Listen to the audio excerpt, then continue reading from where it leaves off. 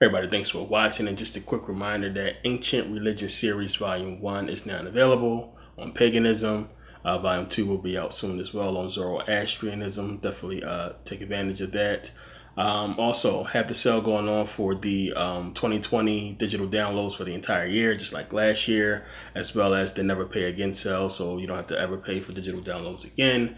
Definitely take advantage of those sales. And you guys should have update emails by now. You're going to be receiving your tracking numbers for those who ordered books and still waiting. So, give it a few days and you guys should be receiving tracking number soon, or receiving email updates, which I'll keep you guys definitely updated on that process. But want to get into this video because, it's a lot been going on since I've put out a video on YouTube. But mainly the biggest thing, of course, has been with Trump, and we have the upcoming election and everything that's going on with Iran. That a lot of people are missing the point of this whole thing and what it's really about. But if you've seen my last few videos on the Bible series, we basically got into this whole thing. We talked about this stuff, what's going on with Iran. So basically, if you understand, Iran. Who is Iran? Iran is basically the remnants of the Persian Empire. So that'll make a lot more sense if you've seen the last Biblical Bible series, because we got into this, and it's not a coincidence that we get into this now around this time. But basically, you have the Persian Empire, or Iran, and the Arabs. And as I explained in the Bible series, how you have the Arabs and the Persians is basically the bastard creation of the Aryan people, who was basically, created and bred to fight their armies for them, fight their wars for them. So as I broke down the genealogy, the genetics of the whole thing, and the history of how they basically bred these people and basically set them to the side and had them ready to go in and conquer areas so they can sit back and say, well, it wasn't us, it was them. And it's the same thing that has been going on, that happened back then, that's going on now. So as I explained in the video, you had the ancient Egyptian empire conquered by the Persians. And I showed you guys and showed you the facts and the proof of how the Greeks, before Kemet fell, had deals, had treaties with the Persian Empire. So you have the Greeks that's coming into Kemet and learning, but also, have this inner struggle and war with themselves. But they just so happen to have these treaties and deals going on with the Persian Empire, and then just so happens that Kemet falls to Persia, and then later the Greeks end up with the Egyptian Empire. So you got to look at this and understand what took place back then. It's the same thing that's taking place right now with the whole Iran thing. So you had later on, what happened is they stabbed the Persians in the back, and that led to the almost 700-year-long war that ended in the status quo antebellum, I always talk about, between the Persians, the Arabs, and Rome. So as I explained, in the series, while you had the Persians basically off to the side, trying to figure out their next move, they were already breeding, already training and getting ready the Arabs to go ahead and conquer the Persian Empire, and then go on and give them Islam to basically go on ahead and conquer into African lands and basically do their bidding. And that's exactly what happened. So Persia fell, and you had the whole rise of the Arab world.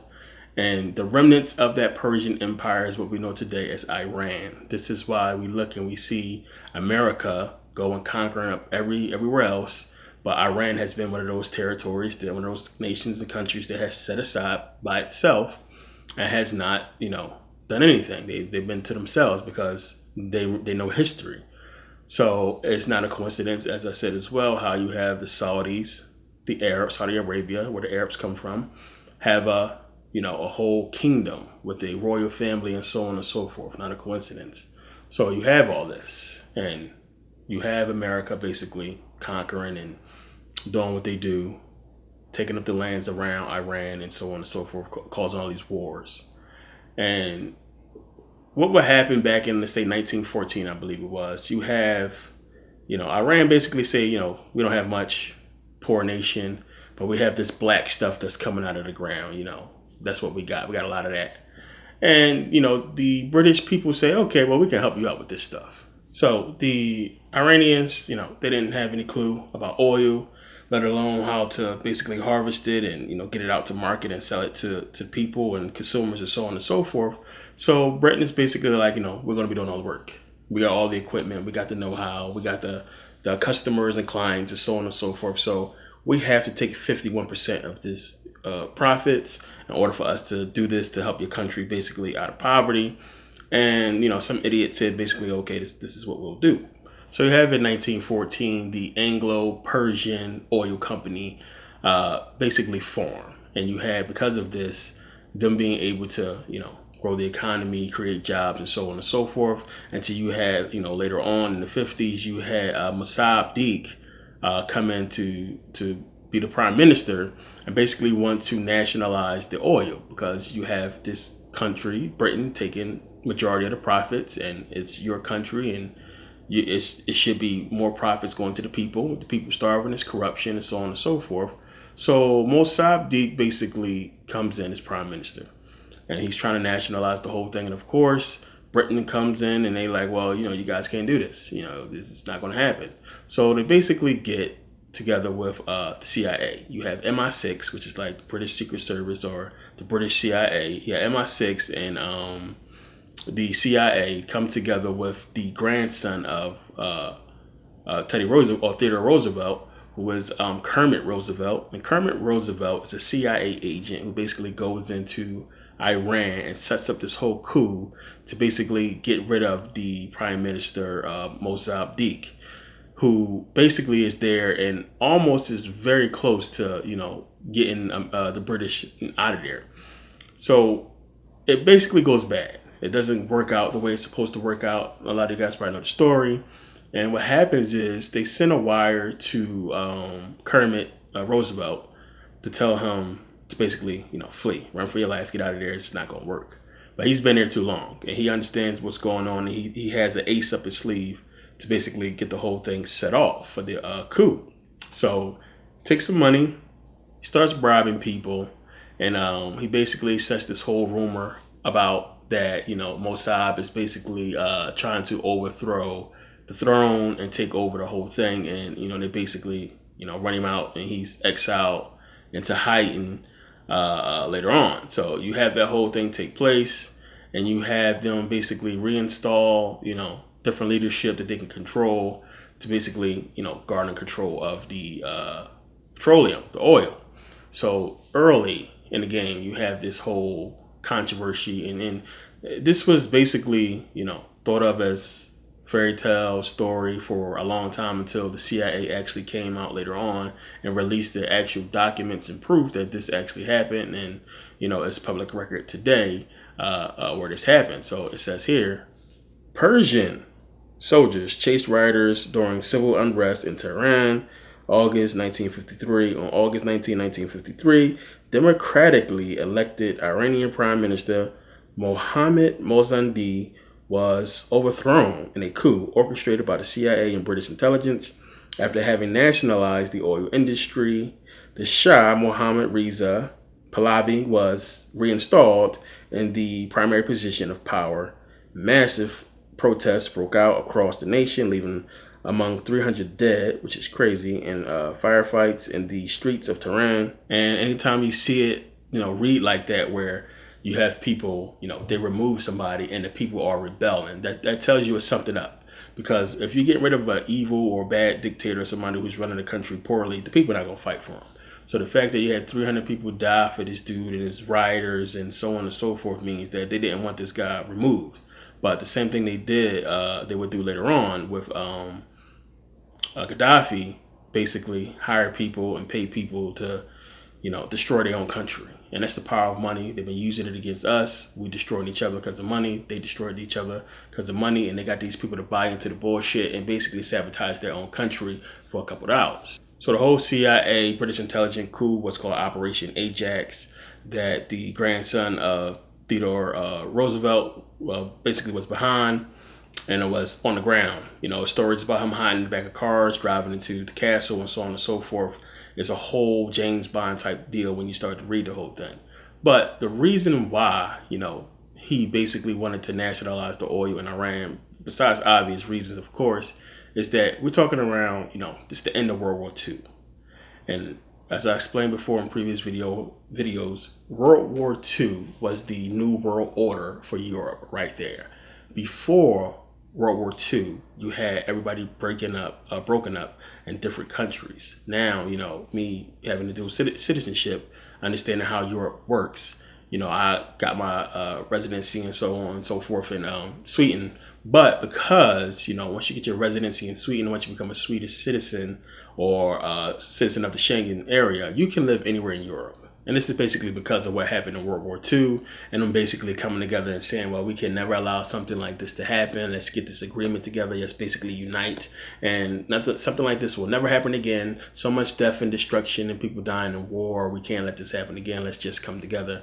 And then now you have that, people from Europe and certain countries that's in the Schengen agreement can live in different countries. So if you are citizen of Sweden, you can go and live in Germany or Amsterdam and other places that's in agreement. So he looked at this in Iran and they said, well, they basically taking over everything and they splitting up everything. So I want to get my piece, and that was one of the reasons why he basically wanted to break free with British, who was basically raping them for the resources, and then they began to find out other resources was there as well that they was trying to take. But anyway, eventually Iran would have to play ball with the whole system because they were in, and this is what they are doing, and this is how this whole thing works. A lot of people don't understand this.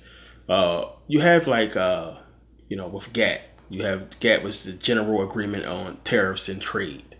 So what they could do back then was basically blackball you from getting imports and exports. So if a country wasn't acting right, you got to think about it. Everybody who's in this agreement with GATT, somebody is controlling the whole thing. So they can go to everybody and be like, well, we're going to basically cut these people out because they ain't playing ball. Especially if all the countries that's involved that you're trading with is your ally. So you can basically say, we're going to cut this country out, we're going to put sanctions on them, and we're not going to allow them to do such and such things as involving trade, importing and exporting. Now, you got to understand this. So we're talking about on a huge scale. This is a country we're talking about. So you think about your own business, a store. Now imagine if you have a supermarket and they basically say, well, we're not going to allow you to have certain produce or certain dairy products and so on and so forth. I mean, how are you going to run your supermarket? Eventually, you're going to go bankrupt, and that's going to be it. People are going to go hungry, and that'll be the end of that. So same thing with a country. When you have people put sanctions on you, and you're not able to get as much as you're supposed to get with trade, and so much taxes on things you got coming in, and it's tough. So with these sanctions, Iran had to play ball, and they've been playing ball, for years, basically like, okay, we're going to make this do what it do without giving in to, this whole new world order thing and so on and so forth. So this is what Iran has been doing for a minute.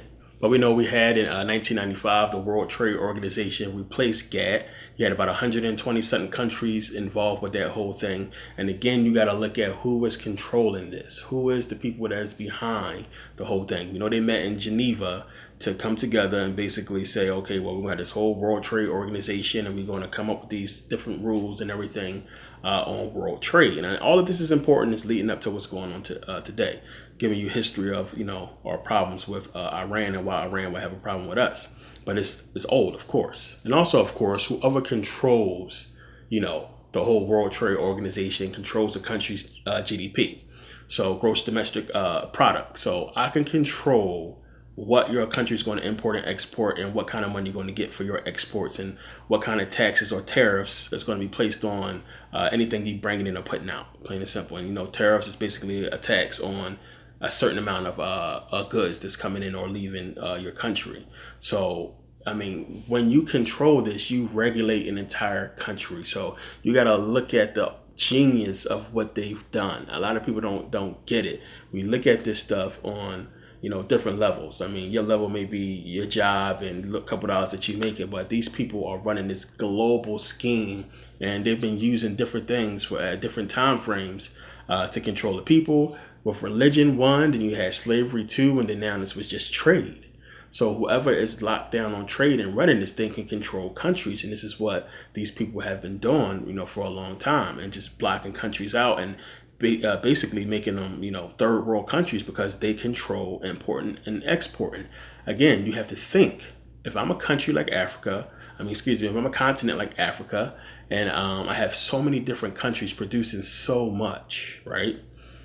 And we're going to get into this in a second, why Africa is important. We know the resources, but it's more than that.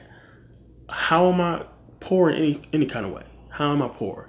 But if you are controlling and regulating the system, the networks of how a country can import and export and trade with other countries, then you control that country. You control that continent. Think about that. So it's like, I'm not letting you go to the store. I'm not letting you buy that from the store. I'm not letting nobody spend money with you. So if you can control that, you can control how a country grows. And if you control the leaders, you control everything. So this is what these people have effectively done and have been doing for a long time. And you had countries fighting back, but eventually we see them fall like dominoes after a while to where, they give in. You had Gaddafi fighting. You had other countries fight. And if you think about it, you don't need another country. You don't. If you content with staying with your people, you have soil, you have land, it's fertile. You can come up with some kind of agreement amongst the people, and we're talking about entire country. You don't need any outside anything, But then you have, disasters happen when people think like that. So if you're Haiti, you say, well, we don't need the rest of the world. We don't need any aid. In Puerto Rico, we don't need any aid. We don't need anybody. We got everything we need right here. Let's just freaking party. Whoever want to come in, come see us, come play. And then you have an earthquake. And then you have a freaking hurricane. And this is how they're getting people today. When you don't want to buy in, you want to just live off the resources of your own country. Okay, so fast forward. You have Obama does the whole deal with Iran. What was that whole thing about? This was basically about controlling supposedly the nuclear weapons with Iran and getting them to agree to basically lower their use of uranium. So basically, if you understand, it's like a certain refinement of uranium gets it to a certain level to where it can become weaponized and used for nuclear war or used to make a nuclear weapon. So they wanted to lower the weaponizing of uranium in Iran to I think like 3%, which is where they can basically use it to, for energy and solar power or whatever they want to use it for. Something minor, but they would have to get it to 90% to have it weaponized and used to make a missile.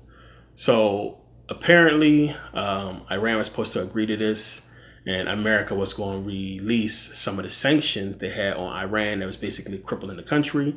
If you remember when this came out, they showed the people in Iran, it was like, celebration. It was like a party in the street because the people were so happy that these sanctions was going to be lifted and the country was going to probably start doing better, and they had high hopes. And, Obama left, Trump came, and Trump basically said, this is bullshit. And it's not no real agreement. It's not nothing that's on paper or something that's kind of legally binding them to agree to these terms. So, he eventually, stepped up and said, no, we're going to basically terminate this whole deal with Iran. And China warned Trump not to do that because it makes America look bad to go back on its word. So, in any case, the deal was Fukushka, done. And, of course, Iran was pissed about the whole thing. So you got to understand, too. And it's a lot, I'm trying to go through this quickly because, it's a lot more to this when you begin to understand, what's been taking place over the last few years involving this, assassination of this high-ranking general. So Trump would basically keep the sanctions in place, and countries started to pull away from their, buying of oil from Iran, which basically lowered the value of the currency. I believe like $1 gets you like 40,000 reals, which is Iranian money. And of course, Iran, pissed about the whole thing. So the whole issue with Soleimani comes into play, starts to happen around now, because you got to understand I'll get into this in a second, what's really taking place, what he's trying to do. So you have Soleimani, who is basically a general who's running the Quds. And the Quds is basically like this elite fighting group of soldiers that's placed all over the Middle East. and he supposedly was the general that trained them. Now, when you understand what's basically taking place is, remember, Trump stepped up to the podium. This dude is a sick killer. He's responsible for killing American soldiers, so on and so forth. Dude is CIA, plain and simple. Everybody knows he's CIA. CIA worked for us, and basically he was one of the people that was training ISIS and training Taliban and so on and so forth to go to these countries and do what they've been doing. Think about it. I mean, people are so stupid, man. American people are just retarded. This is so easy to see. So, again, you have to destabilize these countries, but you can't be the one that's doing that, of course. So you have these CIA assets, these generals that's out there. They implant these people, and when they get them to go and train these soldiers and get them to go and do the dirty work for America. This is why we always come in later. Notice how it's an attack or something happens, some kind of bombing, then American troops come. What happened before that? Well, you have these Taliban and these mercenaries and these soldiers that the CIA run, that Soleimani was controlling. They go in there and they start to destabilize the place to get the rulership to start acting right. And then once they pop that joint open, they send in American troops to go in there and clean up. Plain and simple. American troops going in there thinking that they're heroes and it's easy and the people just fleeing, when he's basically commanding these people to leave because the soldiers is coming in to finish up the job. This is what's happening. This is what's going on. This is what's been going on. And the whole thing with Soleimani is like, come on, man. This dude is like one of the top. I mean, it's like the equivalent of the Secretary of Defense or the Secretary of State getting killed at a freaking airport by a drone. Something he's been avoiding, for a long time because he probably thought it was one of his. But for this dude to be so important and get killed in Iraq, come on, man. So it tells you something was up, and he was set up and they killed him. The reason behind that is because who knows? I mean, maybe he wanted to talk, or maybe they wanted to get rid of all ties, but you had Trump come up to the podium and basically say, well, ISIS is gone, Taliban is gone, and then now this guy just suddenly, he's gone now. So they're getting rid of the evidence of what they have been doing as far as destabilizing these people. All you have to do is go and look at where these people ended up at, the Kurds. So we see in Syria, we see in Libya, we see in all these different places where you had the destabilization of these people, and you had some kind of war breakout. And then America comes in and say, well, we got to protect these people from, people that's trying to commit crimes against humanity. And America comes in there, and next thing you know, we got the resources, we got the bag, and we in there. So it's the same thing with Iraq, and they're trying to do the same thing with Iran, but Iran ain't having it. It's not going to be as easy as we think. So again, you got to understand the history, which I talked about. And you have the creation of these people, which is why they look the way they look. I mean, people, I got to stop being so blind and so focused on, just the skin color. Africans make every skin color, plain and simple. But it's clear, you can look at a people and see that they're mixed. Look at the hair, you can tell that these people are mixed. Anybody who is not looking like us with the dark skin, you can tell they mixed somehow with the Aryans or the Europeans somehow. But you got to think about how and think about why. Like, where did this happen? Why did it happen? And why are these people all involved in the major wars that we have seen, throughout history? And again, this is what they was bred for. They were purposely created to go out and execute the plans or the let's just say the conquests behind the scenes for the people that's controlling them. So again, you can have these countries that don't want to join this whole New World Order, or these countries they want destabilized. You can send in the Muslims, and this is what we have been seeing since the rise of Islam. How come all these crazy wars been having something to do with Islam? Whenever we see some kind of kidnapping or something like that, terrorist attack, has to do with Islam. And this is how they can control us and control the rest of the world by saying, well, it's Islam's fault and Islam is doing something and we got to go in there and protect the people from Islam. So this is what they've been doing to destabilize these places that don't want to buy in. So now they can send in Muslims. They can come in with peace and set up shop real nice and neat, and everything is all fine and good. And then next thing you know, there's some kind of unrest and uprising. So this basically brings us to what we're seeing today. So we know the whole situation with the Uyghurs. And if you don't understand what happened with the Uyghurs, this is in, I believe it's in Xinjiang, in the People's Republic of China. So remember, LeBron got the whole backlash for him basically speaking out about this whole thing about the Chinese, what they basically was doing over there. So the whole thing is this, basically what I just said. The Chinese start looking at the Uyghurs like, who is these people? They're more Turkish, than anything else. But they're Turkish people that's mixing in with the Chinese that have been put there a long time ago, decades ago, when America knew that it would probably have an issue with China. They start instilling these people in China a long time ago. And you had these Uyghurs, these people don't know. They don't know that they are created people. Like, if I take Turkish people and I pay people and finance these people to go into China and just breed. All I want you to do is go in there and fuck and breed and create families, but make sure y'all okay. Spread Islam deeply, live by Islam. All right? That's the bomb right there. It's a Trojan horse. They go in there and they do this. And unbeknownst to the people, you are human, you were born, you're raised, you're growing up, and you're Islamic. And that's all you know. That's in you, that's in your heart. But you don't know that you are a created person, and the reason why you exist is for deception. And these people don't understand that. So eventually China will understand what's going on. They will look and say, well, damn, they got us. So these Uyghurs, which is like supposed to be like a million of them or something like that. Matter of fact, I think like 30 or 10 or 20. There's a lot of them. I can't give you the exact number. There's a shitload of these Uyghurs over there. And the Chinese started looking at them, was like, fuck. So what they started doing was taking these people and putting them in these detention camps. And then now you have America that can jump up and say human rights and so on and so forth. But why China?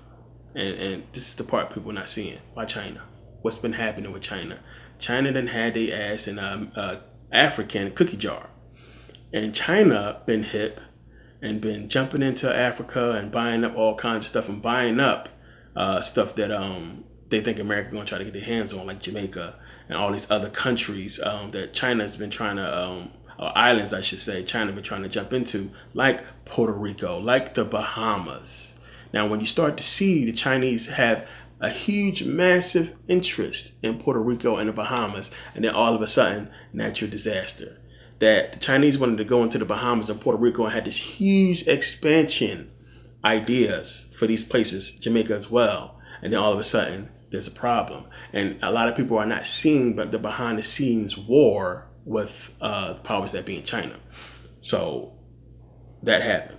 And the reason why the Uyghurs thrown in these concentration camps is because, well, not concentration camps, detention centers, is because China they see what's going to happen. They see that, oh, well, damn, if we allow these people to rise up with their whole Islamic stuff, they're going to start a war, and basically China's going to get taken over from the inside out, like they have done with all these other countries. So to stop that, the Chinese have been taking these people and putting them in these camps until they can figure out who they really are and make sure they're not there to destabilize the country. So one country finally figured it out. But been in Thailand, of course, been in Cambodia and Laos, and seen in Thailand a huge population of Muslim Thai people. And it's like, huh? You don't understand your own ancient culture that's everywhere. How could these people be Muslim? It's crazy, but this is what they have done. And you remember it was the whole bombing there at the Buddhist temple in Thailand, and this is how they're keeping these people in order. Okay, so because of this whole thing with China and the Uyghurs and this whole supposedly human rights violation, what happened is you have America impose sanctions on China, on their imports and exports. So China did the same thing. China imposed tariffs on our stuff, on our farmers and our small businesses, which is hurting business.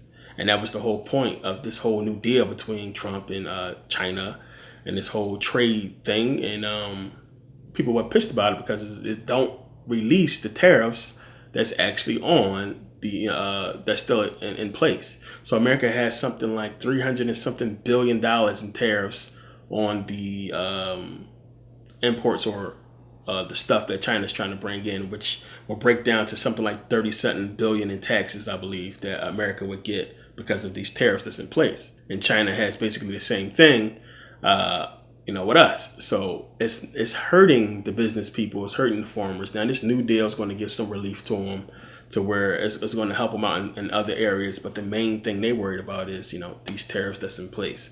So the reason why that deal was struck, of course, is because, one, it avoids war for now. But when you pay attention, it almost seems as if America is trying to bring China into this war for whatever reason. And it's crazy to think about it, because it seems like that's what they're trying to do. They're trying to bait China into this war, which is why Trump looked at that man and said, this is important that we do this now. This is a big deal. And people in the know understand, what it is. Anybody trying to go to war with China is just stupid, not for Trump and not for what's happening, because we know it's a setup. So the issue becomes, you start messing with oil prices and everything like that. Iran has been the go-to place. Iran has been, okay, we always got Iran. We always had Syria, because they don't give a fuck about America and what's going on. So we always run to them, which is why now we're going to take these places. We're going to hold on to these places. We're going to destabilize them and make war and surround these places with so many soldiers and so on and so forth. So if you do try to get something out of there, you ain't going to be able to get it. If you do cut any deal for a large amount of anything, we're going to make sure it doesn't make it to you. You're not going to be able to get it. So this goes into, the whole control of the canals, which is a big deal in this whole thing. So we know you have, of course, Panama Canal. If we're going to trade, and I know a lot of people are going to say, first thing on pop of your head is just use planes. And the whole thing is, one, for insurance reasons, if you put billions of dollars of cargo on the plane goes down, that's the end of everything. You're not getting nothing. But with a tanker, with a ship, it's going to take the ship probably a while to sink, where by that time you can get some help to probably salvage the ship. And even if it does sink, stuff is in like airtight containers. It's whole companies that's what they do, is they go and salvage stuff. You can get your stuff back. You can recoup the merchandise. So that's one of the main reasons. So and by sea it's just a lot more safer and easier. So if you control these canals, you can control trade. So you have with the Panama Canal, America built that thing. And at both ends of the canal right now, you have Chinese companies. So China is smart, and they placing themselves where these canals are, which you have a couple of the most major canals in Africa. Bab el Mandeb Strait, Suez Canal, of course, Straits of Gibraltar, and a couple other these canals that's basically in Africa, up in Turkey, and a few other places. So Africa is important to the Chinese in America as well, because if you are controlling the territory that these straits run through, you can control the flow of trade in and out of China, which is, a big deal for them and for everybody. So basically, try to run through this quickly. This is what this whole thing is all about, what it's leading up to. We know they just had a new deal for NAFTA, which is the North American Free Trade Agreement. And that is basically has been replaced with the, the UMCA, which is the United States, Mexico, Canada agreement. And it ain't ratified yet because Canada's still looking over it. So that has been changed. And the reason why they got rid of NAFTA is because they're afraid of what China's going to do as far as coming into Mexico and Canada to try to strike up some trade agreements and, get some stuff. So it's a lot that's going on. And we got to be real mindful of what's happening trade-wise with America and China, and to pay attention, because that's what it's about. It's about money. It's about them. I'll get in this a little bit deeper coming up, because it really has something to do with some of the stuff I talk about. But they're realizing their plan is not going to work what they had planned before. So it's like a situation where we all put in this money, right, to do a certain thing, and then we all realize it's not going to work. So we're all trying to scramble and get as much as we can get before the deal, before the deal is done. So this basically what's taking place now. Everybody's scrambling to try to grab what they can grab. But America would love to pull China into a war, because guess what? The people at the top won't have to fight it. We will. Those soldiers will. They don't care who's dying or who's killing whoever. They don't care about that. They know that they're going to send people to war. They can make money. A lot of people can make money and they can have an excuse to go, you know, bring about the New World Order the way they did before with the whole European Union. So this is basically, in a nutshell, what this stuff is about. And it's not really too much more to it than that, but definitely got to pay attention to Iran and China relations. And Russia, of course, will be involved because they are allied with Iran. And anything that affects China affects everybody. So it's a big deal. You know, it's touchy. So phase 1 of this whole plan was signed by Trump, China. We'll see what happened with phase 2 if China holds up to its end of the deal, because China's supposed to be buying like billions of dollars worth of agriculture and stuff like that, technology from America to help the economy. And we'll see if they do that. But yeah, well, thank you guys for taking the time to watch. About 20 or so, 17 books available, I believe. Check them out. Definitely take advantage of these deals, and I will see you guys next video. Thanks for watching.